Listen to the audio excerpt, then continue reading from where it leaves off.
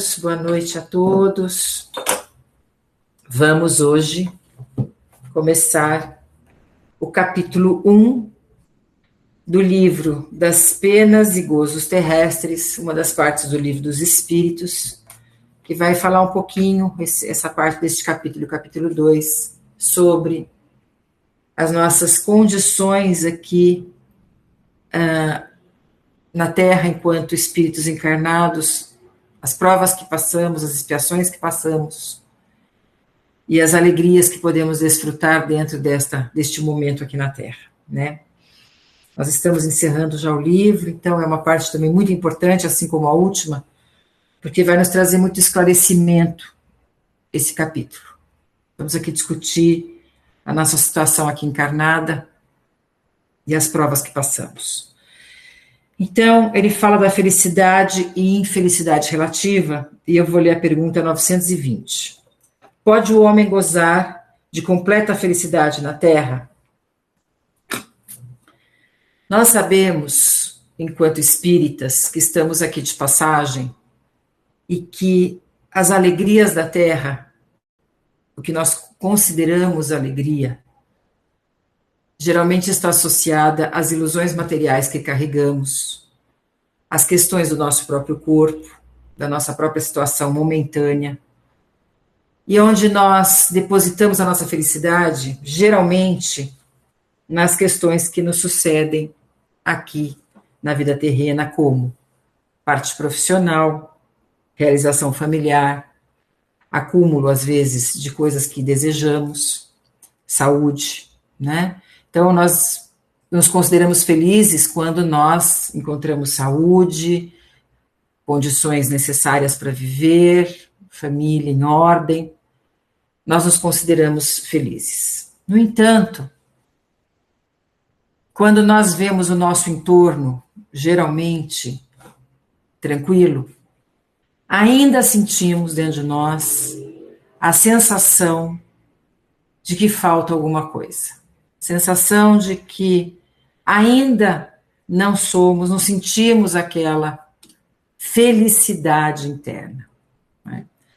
Então, o que a espiritualidade nos ensina é que nós, mesmo tendo tudo na Terra, a família organizada, a saúde, as condições materiais estáveis, a vida profissional andando, um país sossegado, mesmo que tudo isso fosse um cenário real, positivo, nós ainda não estaríamos felizes.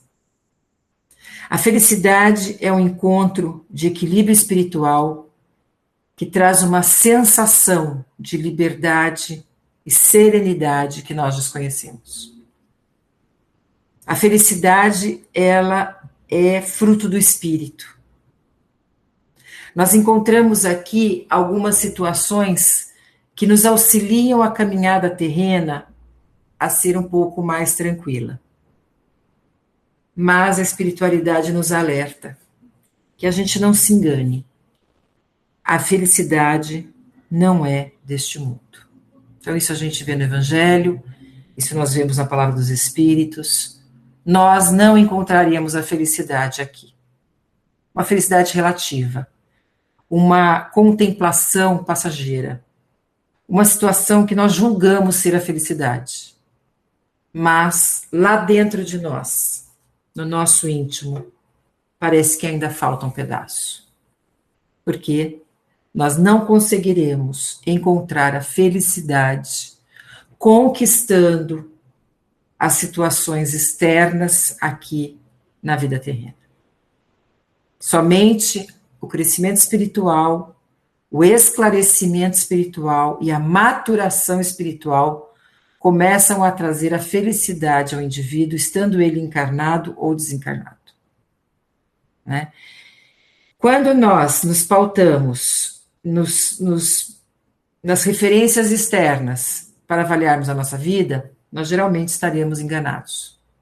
Porque nem tudo aquilo que nós julgamos felicidade é a verdadeira felicidade. Nós pensamos, a riqueza é a felicidade. Não, a riqueza é uma prova difícil, então ela não é a felicidade. A família é uma felicidade relativa, porque ali estão encontros espirituais, muitas vezes, provas que nós precisamos resolver, encontros que nós precisamos ajustar. Profissionalmente, se não agirmos com amor e integridade nas nossas vidas profissionais, nós não estaremos felizes na nossa vida profissional. Ela não pode ser para nós uma relação comercial somente. Então, para nós entendermos o que realmente vai tranquilizar nossa alma, a ponto de vibrarmos alegria, não é a avaliação do que conquistamos aqui. Mesmo que a gente tenha chegado numa condição intelectual enorme, mesmo que a gente tenha uma situação confortável na Terra, nós sabemos que aqui é um episódio rápido de uma construção que teve começo e ainda não terminou. Nós sabemos que estamos aqui para ajustes, para resgates de consciências que não desenvolvemos, sensibilidades que não desenvolvemos anteriormente. Nós estamos encontrando na Terra o que não conseguimos sentir e compreender nos nossos irmãos nas vidas passadas. Então, esse encontro é necessário, para que, ao vivenciarmos as dificuldades, possamos sentir no espírito a dor do nosso irmão. Então, aqui é uma escola, aqui é um educandário, como diz a espiritualidade. Aqui nós não encontramos a alegria, mesmo que a sociedade evolua, mesmo se tornando um mundo de regeneração, ainda carregaremos um certo vazio à felicidade plena. Somente os espíritos iluminados conhecem o que significa a palavra felicidade. Nós, ainda com as dores do passado, com a consciência a nos cobrar, não encontramos a paz. Então, a resposta dos espíritos, não. Por isso que a vida lhe foi dada como prova ou expiação. Dele, porém, depende a suavidade de seus males e o ser tão feliz quanto possível na Terra. Então, como nós vamos utilizar as situações que nós vivemos para que elas não sejam uma expiação e uma prova pesada, mas que elas tenham aqui a suavidade para o nosso crescimento, a compreensão espiritual. Então, quando nós entendemos que nós não teremos sempre essa sensação de vazio, de que falta algo, de que não estamos plenos, e às vezes a gente não se conforma, porque está tudo em ordem, a gente às vezes até se sente culpado. Será que eu não estou sendo grato? Está tudo andando direitinho? E eu ainda sinto um vazio, um buraco. Este buraco, só quem preenche é a força espiritual. Ao passo que, quando nós começamos a construir a nossa espiritualidade, quando nós conseguimos construir esta escala de conhecimento, nos redescobrirmos, nos modificarmos, nos curvarmos perante ao alto, nós começamos a entender o que é a felicidade, independente das situações karmáticas que estamos vivendo, seja a doença, seja a fome, seja a violência, seja o que for. Não é? Então,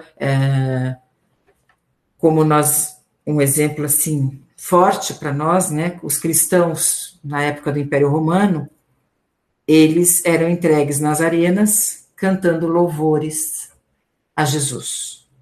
Então, naquele momento, eles encontravam uma plena força espiritual por ali estarem, né, uma convicção tão grande da espiritualidade, que eles entravam ali naquela situação de arena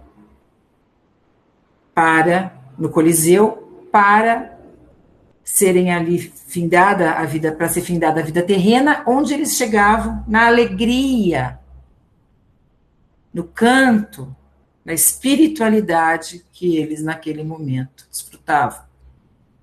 Enquanto que nós, muitas vezes, em todas as condições que recebemos, ainda reclamamos bastante. Então, a felicidade, ela está relacionada à nossa construção espiritual. O que eu já consigo compreender da vida para aceitá-la, desfrutá-la, amadurecer e não sofrer. Então, nas minhas dores, Eu consigo fazer a leitura do que por que elas existem? Por que as dores me afetam?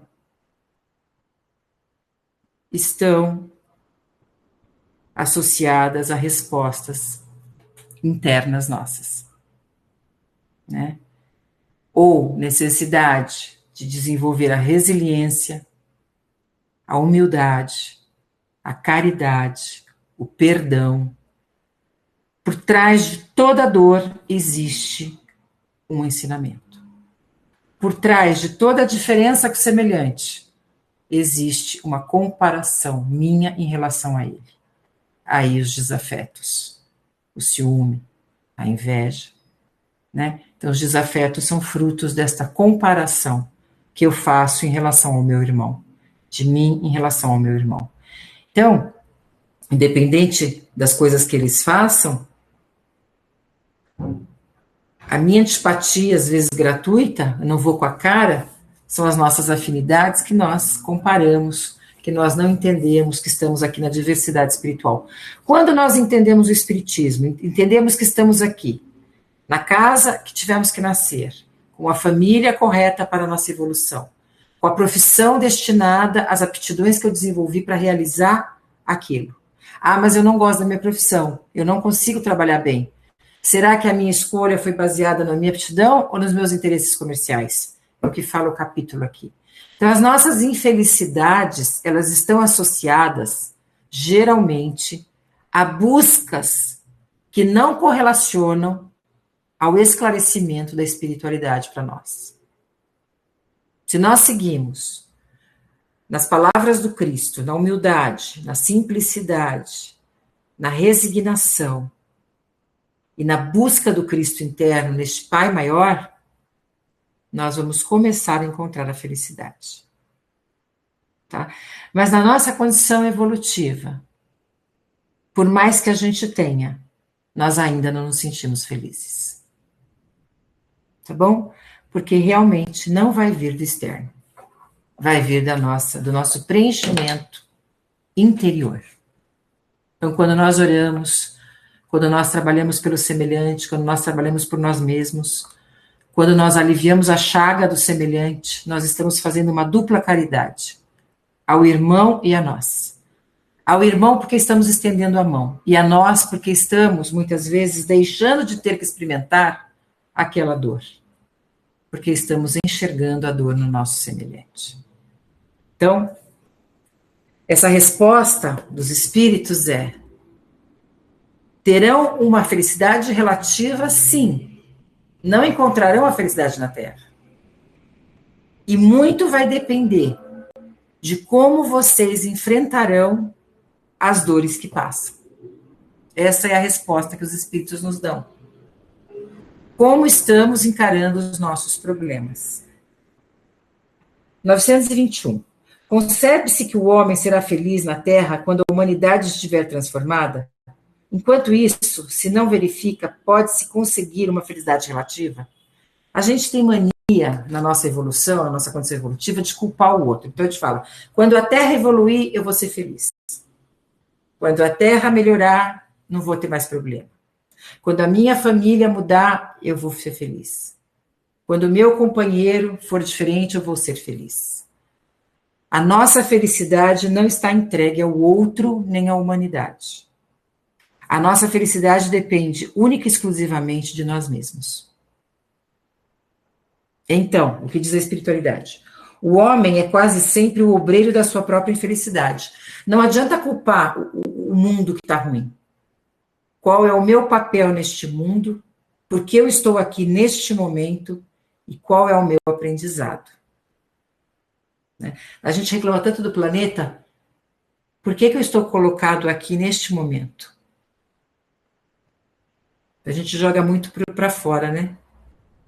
Qual é o meu papel dentro deste momento? Por que eu vim até aqui? O que eu vim fazer? O que eu vim aprender? O que eu vim transformar que ainda se assemelha, que ainda se projeta nesse planeta? Porque se o que eu sou não se transcrevesse neste planeta, eu não estaria aqui. Então, este planeta reflete também o que eu sou, de alguma maneira. né? Alguns mais, outros menos, alguns em algumas coisas, outros em outras, mas o planeta ainda reflete o que nós somos.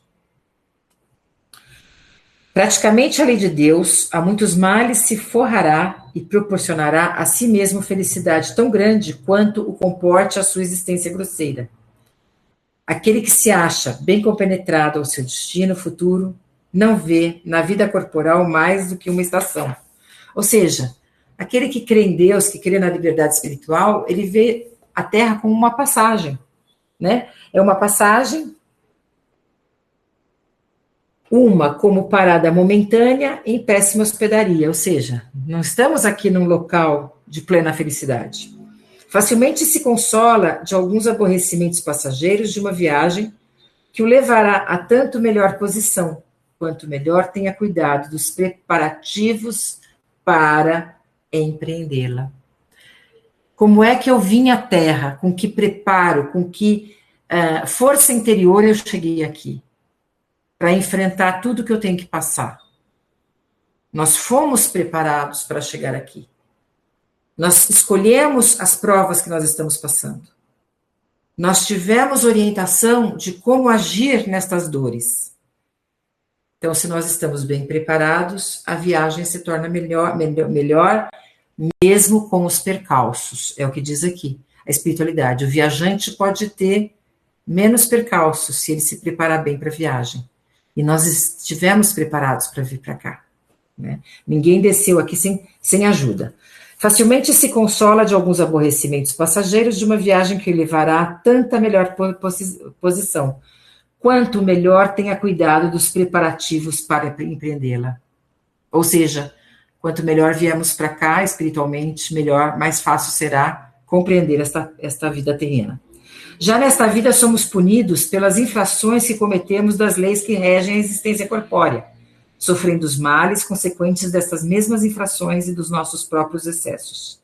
Se gradativamente remontamos à origem do que chamamos as nossas desgraças terrenas, veremos que, na maioria dos casos, elas são a consequência de um primeiro afastamento nosso do caminho reto.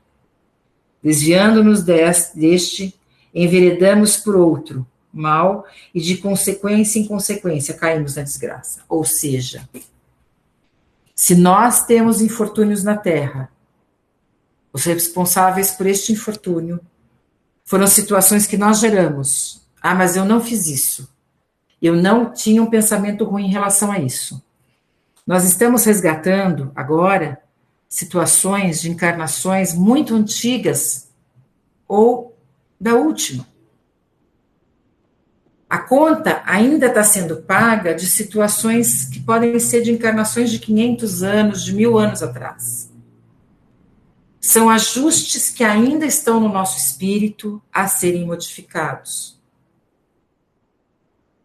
Por isso que neste período agora de transição planetária, nós estamos despojando toda a carga mais densa que nós trouxemos, para poder sintonizar na energia da nova era, uma energia que se modifica, uma energia mais rápida, não tão lenta como da terceira dimensão, né?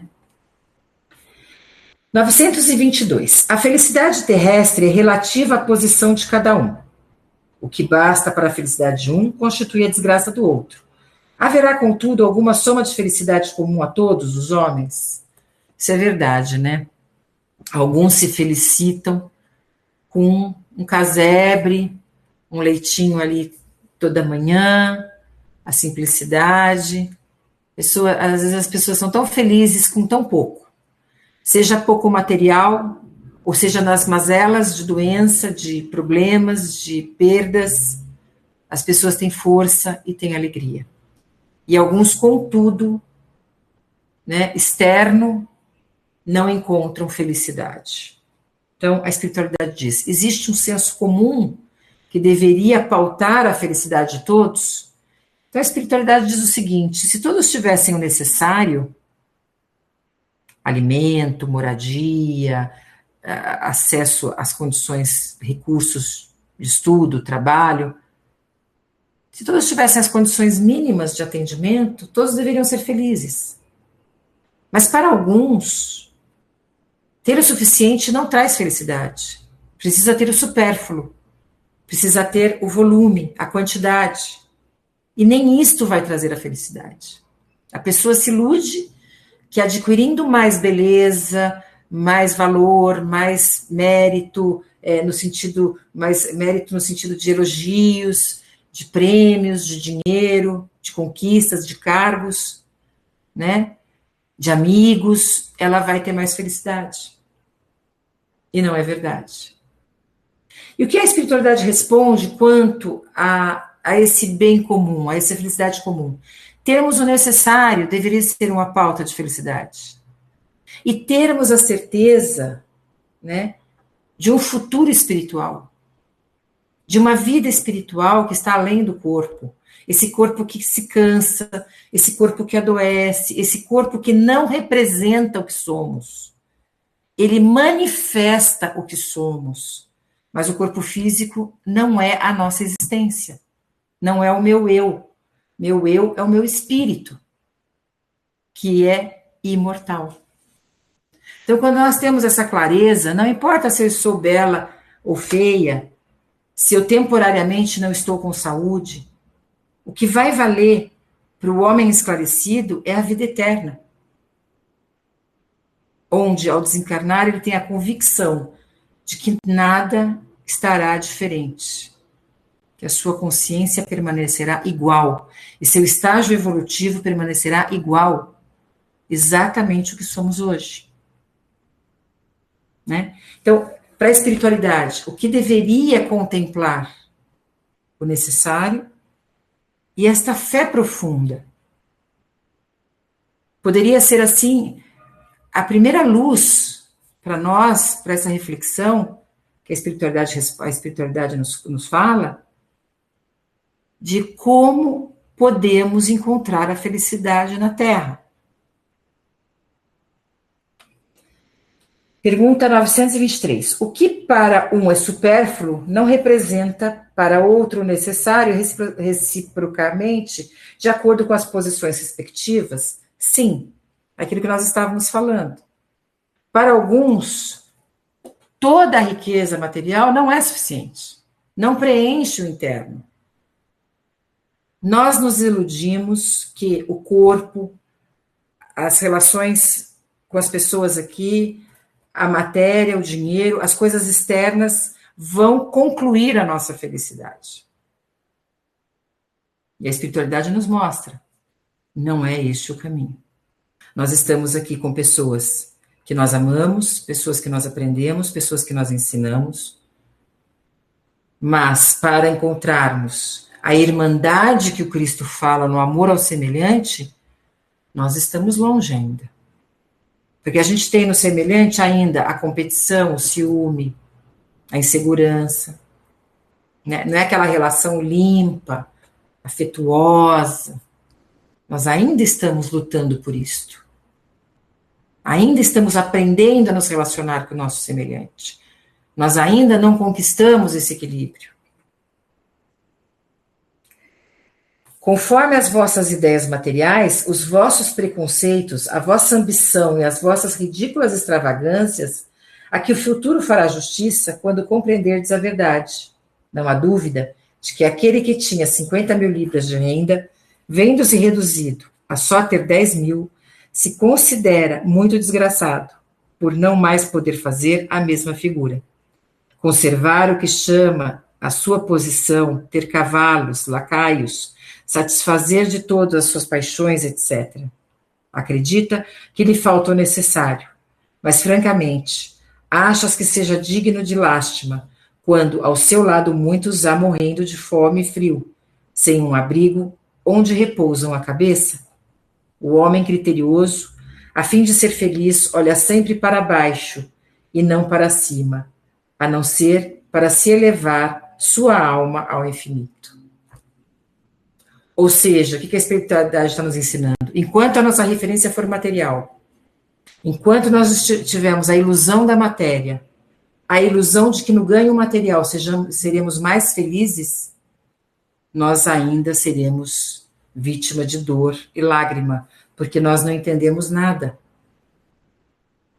Nós não entendemos que a dor do nosso semelhante não está sendo tocada no nosso coração, enquanto que eu tenho tudo e quero mais, mais, mais, mais, e uso de todos os recursos para que isso seja válido, para que isso seja legitimado. O poder, o domínio, a opressão, o dinheiro, e tudo que nos faz sobrepor ao semelhante. O cargo, né? Então aqui ele dá o exemplo do dinheiro.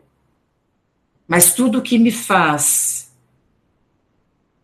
não ver a dor do meu semelhante, a dificuldade do meu semelhante, a fragilidade do meu semelhante, a voz do meu semelhante, está me colocando como um homem orgulhoso.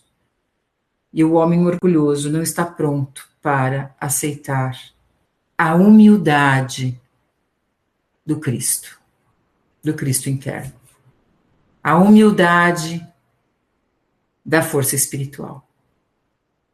Né? Então, aqui ele faz uma referência ao homem vaidoso da terra, ao homem orgulhoso, que pelo poder da terra se coloca acima do seu semelhante e não enxerga o sofrimento deste irmão.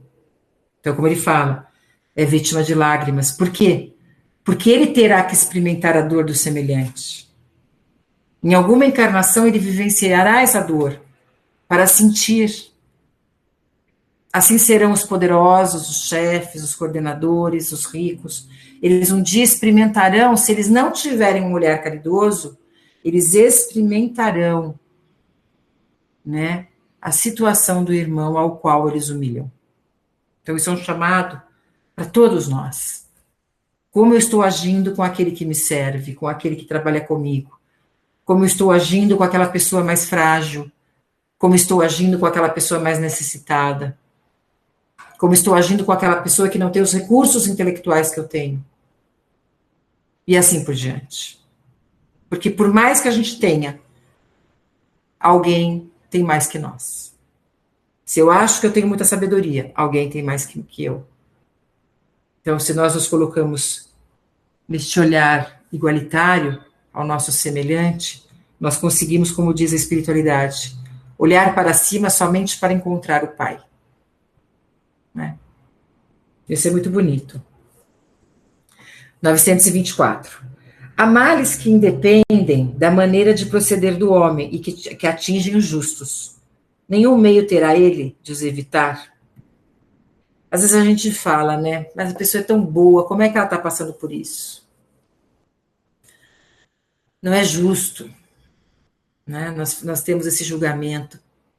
Por que que uma pessoa de bons sentimentos tem provas tão difíceis? As provas das pessoas de luz que já estão buscando a luz, elas estão relacionadas à resiliência. Mas aquela pessoa é tão boa, ela já conhece a caridade, ela já enxerga o semelhante, mas ela vem com provas. Quando ela tem esta luz, a prova não é tão sofrida, porque ela entende que são coisas passageiras e terrenas. Mas ela é testada na sua humildade e resiliência. Então, as provas, as expiações, as provas especialmente atingem os irmãos justos, mas sempre com um objetivo de despertar a resignação. Porque vejam, a resignação, a cada passo espiritual que nós damos, a resignação vai ser extremamente exigida. Porque o que nós conhecemos hoje de espiritual, e nós buscarmos o avanço, nós teremos que fazer transformações dentro de nós. Mais humildade, mais generosidade, mais doação, mais esquecimento de si mesmo. A cada etapa, estes ajustes vão sendo cobrados. Então, a resiliência é quase que infinita até a volta à casa do Pai. Nos curvar à força de Deus, à vontade de Deus soberano, que tudo sabe sobre nós. Então, não é fácil quando a gente vê pessoas boas, pessoas próximas, pessoas que amamos, sofrendo, que nós falamos, meu Deus, às vezes pessoas que fazem tantas coisas que nós julgamos inadequadas estão tão bem. Isso é uma visão errada nossa. Nós achamos que estão bem. Aquele que não tem crescimento espiritual e não tem visão espiritual não é feliz. Pode aparentar felicidade, mas não é feliz. E qual é o julgamento que tem? Ah, ele é uma pessoa que não é boa, mas é feliz. Será que é feliz? Então, a resposta da espiritualidade. Deve resignar-se e sofrê-lo sem murmurar, se quer progredir. Então, ele está se referindo a quem? Aos espíritos justos. Aos encarnados, né? Sempre, porém, lhe é dado aurir consolação na própria consciência, que lhe proporciona a esperança do futuro melhor, se fizer o que é preciso para obtê-lo. Vamos fazer uma análise aqui, uma referência com os apóstolos. Aqueles que estavam ao lado de Jesus eram pessoas que sofriam bastante. Sofriam demais. Eram pessoas que tinham que lutar muito para a sobrevivência material. Eram pessoas que não tinham acesso a nenhuma regalia social.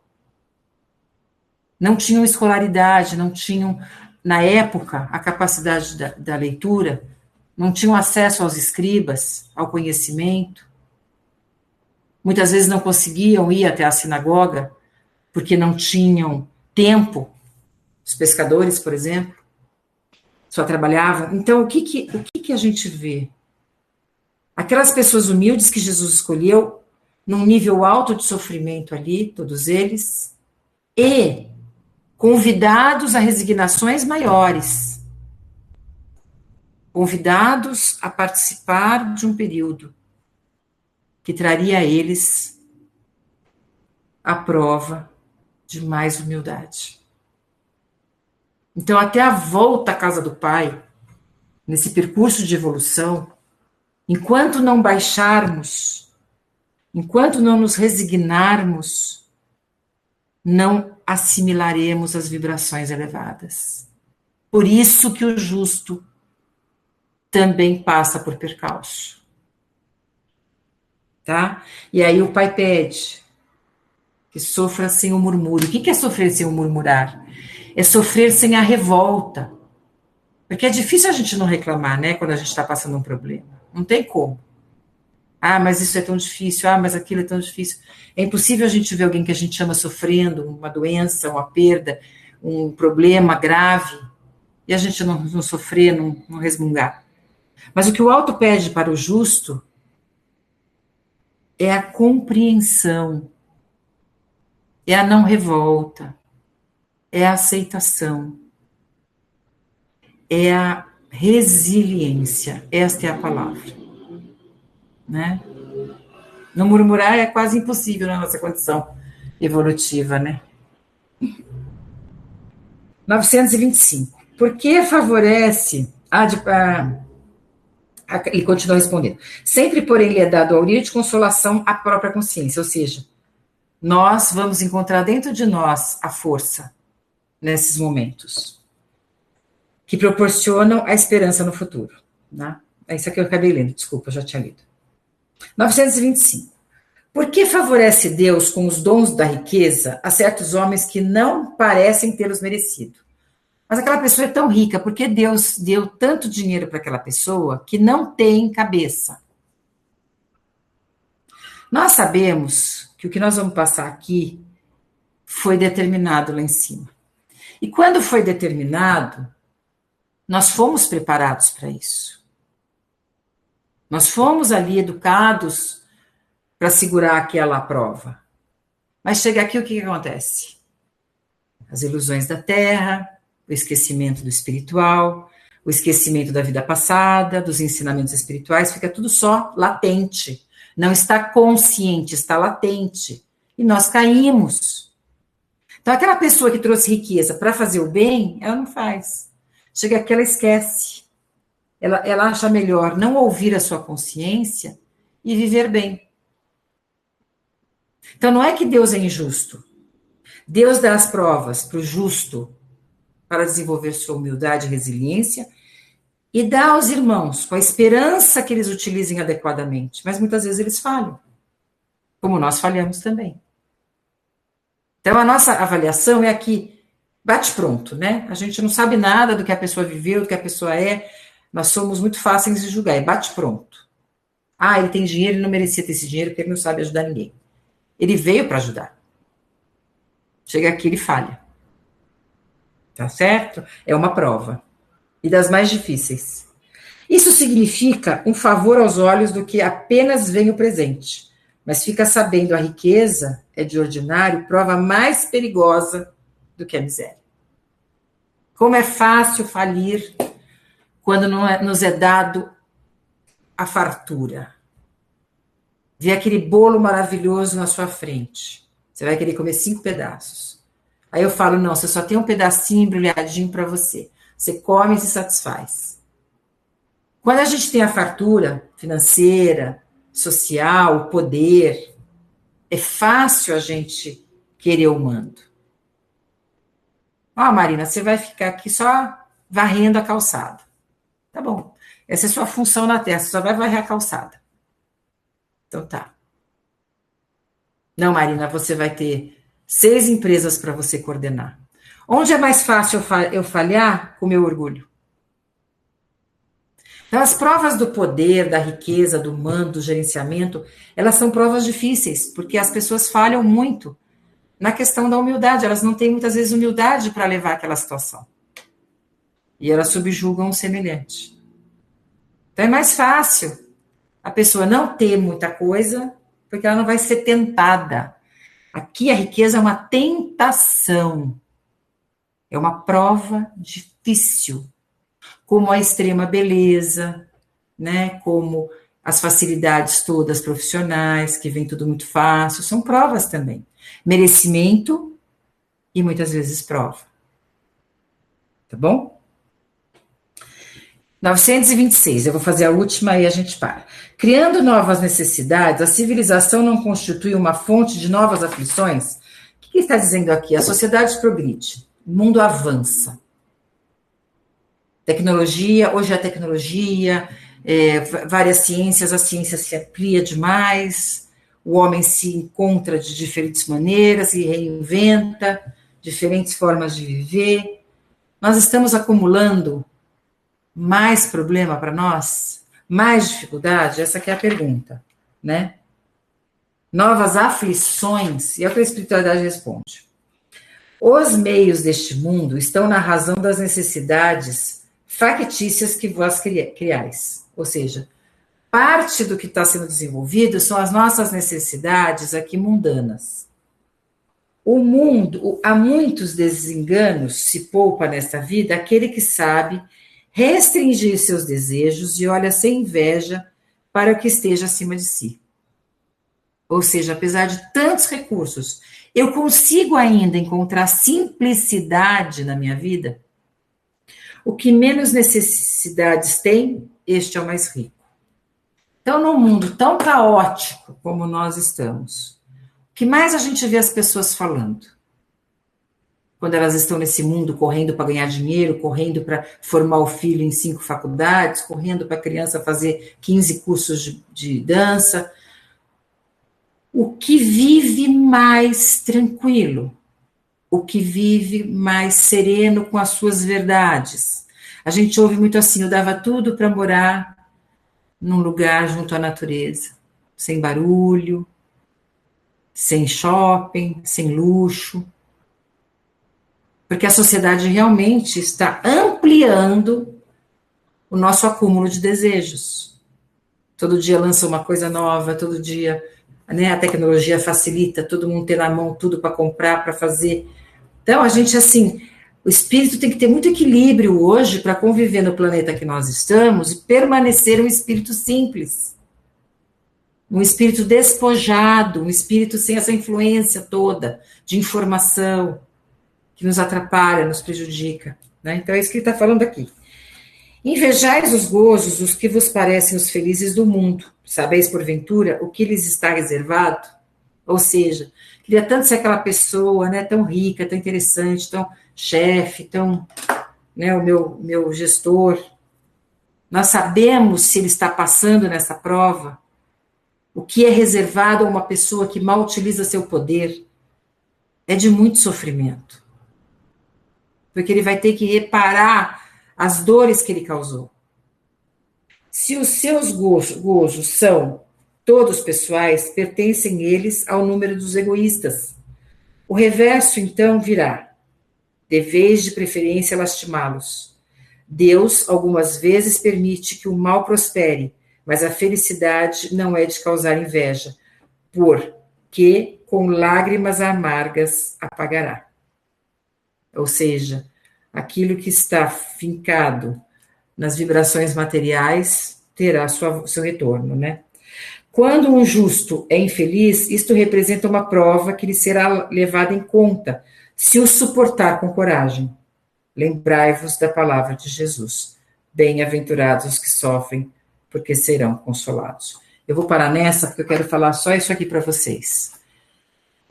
O justo, aquele que já encontrou a fé, já encontrou o Cristo, já encontrou a espiritualidade, por mais que ele esteja sofrendo, ele será consolado. Esse consolo não representa, muitas vezes, a resolução, mas representa a força espiritual que é mais necessária do que qualquer outra coisa. Porque a pessoa, quando tem força espiritual, equilíbrio espiritual, consciência espiritual, ela não sofre. Ela entende, aceita e caminha. Então, bem-aventurados os aflitos. Que aflito é esse? É aquele que já busca a força no seu espiritual.